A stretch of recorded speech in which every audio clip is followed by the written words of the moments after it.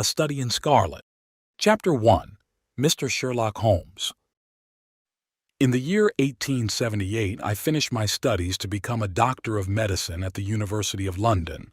After that, I went to Netley to learn how to be a surgeon for the Army. Once I finished my training, I was assigned to the 5th Northumberland Fusiliers as an assistant surgeon. The group was in India at that time, and a second war in Afghanistan had started before I could join them.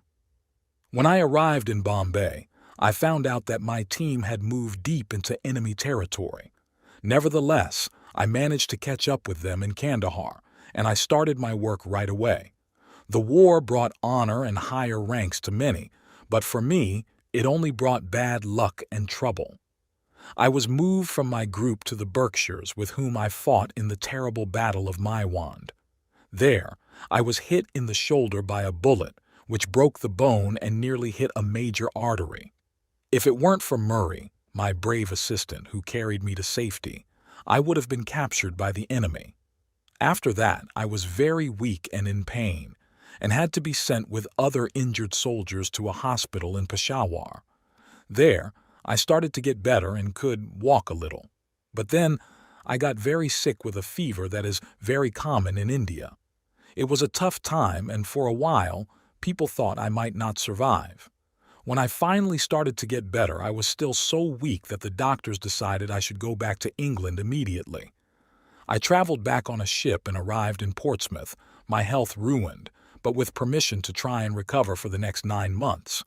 I had no family in England and was completely free to do as I pleased, within the limits of a small daily income.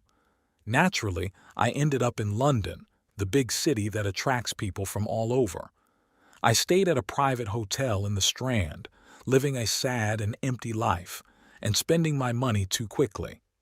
Soon, I realized I had to either move to the countryside or change my way of living in the city. I chose the latter and decided to leave the hotel for a cheaper place to live. The day I made this decision, I was at the Criterion bar when someone tapped my shoulder. It was young Stamford, who I knew from my days at Bart's Hospital. Seeing a friendly face in the big city was a real comfort. Although we weren't close friends before, we were happy to see each other now. In my excitement, I invited him to lunch and we went off in a cab. "What have you been up to, Watson?" he asked, surprised at how thin and tanned I was. I told him about my recent troubles, finishing just as we arrived for lunch.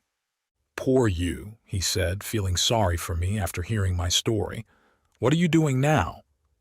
"I'm looking for a place to live," I replied, trying to figure out if it's possible to find a nice, affordable room. "That's funny," he said. "You're the second person today to say that to me." "Who was the first?" I asked. "A guy from the hospital's chemical lab. He was upset this morning because he couldn't find someone to share some great rooms he found but couldn't afford on his own." "That's amazing," I exclaimed. "If he really is looking for a roommate, I'm the perfect person for him. I'd much rather live with someone else than alone." Young Stamford gave me a curious look over his glass of wine. "You haven't met Sherlock Holmes yet," he mentioned. "Maybe you wouldn't like him much if you had to be around him all the time." "Why? Is there something wrong with him?" I inquired. "It's not that there's anything bad about him. He's just a bit unusual with his ideas, a real enthusiast about certain parts of science. As far as I know, he's a good guy." "A student of medicine, perhaps?" I guessed. "No, I don't think he plans to go into medicine. He knows a lot about human anatomy and he's really good at chemistry. But I've never heard of him taking any official medical courses. His learning is a bit random and unique, but he knows a bunch of stuff that would surprise even his teachers." "Didn't you ever ask him what he wants to do?" I wondered. "No. He's not the kind of person who talks easily about himself, though he can be open when he feels like it." "I'd like to meet him," I expressed. "If I'm going to share a place with someone, I'd prefer someone quiet and serious. I'm not ready for a lot of noise or excitement yet.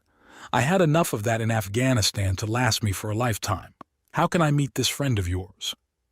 "He's probably at the lab," Stamford answered. "He either stays away from there for weeks or spends all day working. We could go see him together after we eat." "Sure," I agreed, and we changed the subject. As we headed to the hospital, Stamford shared a few more details about the man I might be living with. "Just so you know, if you two don't get along, don't blame me," he said. "I only know him from seeing him at the lab. You're the one who suggested this, so it's on you."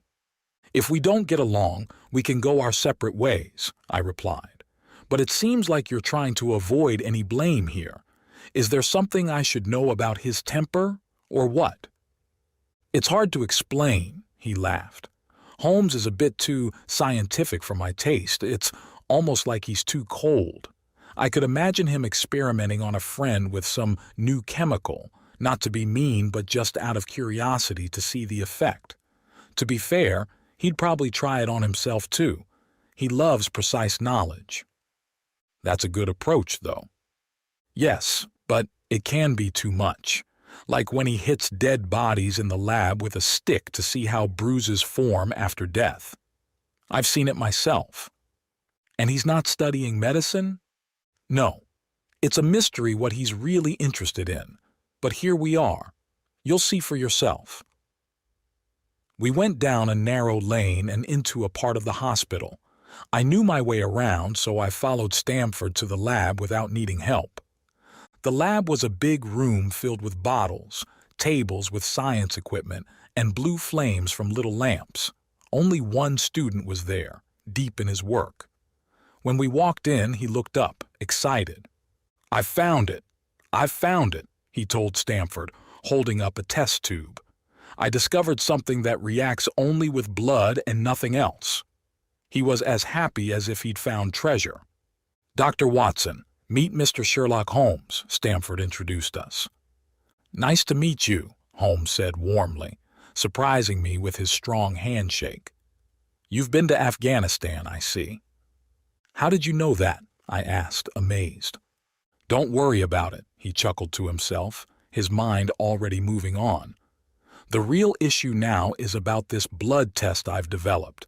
It's quite a breakthrough, don't you think?" I nodded, though I was more curious about its practical applications. "It sounds chemically fascinating, for sure, but how does it really help?" You see, it's a major step forward for both medicine and legal matters. It provides a fail-proof way to identify bloodstains. Let me show you." He was full of excitement, pulling me over to his work table. "We'll need some fresh blood," he said, pricking his finger and collecting a drop in a tiny tube. He mixed this tiny drop with a large amount of water, making it look clear again. "The amount of blood here is incredibly small, but watch this," he added, dropping in some chemicals. Suddenly, the water turned a dark color and a substance settled at the bottom. "Remarkable, isn't it?" he exclaimed, his eyes lighting up with joy. "This test is much more sensitive than any old method. It works on both new and old blood, which could be crucial for solving crimes." I couldn't hide my surprise. "That sounds incredibly useful," I admitted. "Exactly. Until now, distinguishing what certain stains were could baffle even the experts. But with the Sherlock Holmes test, that's no longer a problem." His enthusiasm was infectious.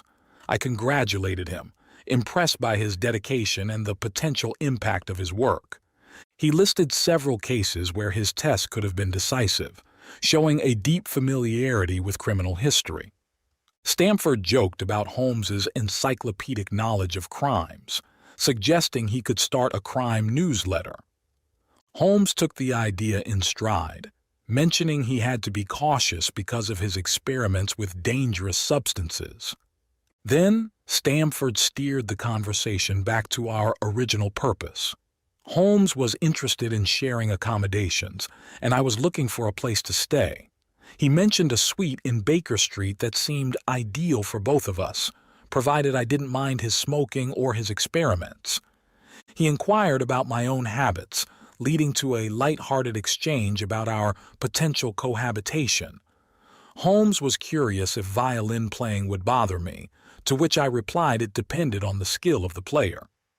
Pleased, Holmes suggested we view the Baker Street rooms together, making plans for the next day. As we left him to his work, I pondered how Holmes knew of my time in Afghanistan, a question that amused Stamford. "That's just one of his unique skills," he explained, hinting at Holmes's mysterious ability to uncover information. "A lot of people wonder how he does it." The mystery intrigued me further. "Oh, a mystery, is it?" I exclaimed, thrilled at the thought of unraveling Holmes's methods. Stamford warned me that Holmes was a complex puzzle, suggesting that Holmes might learn more about me than I about him.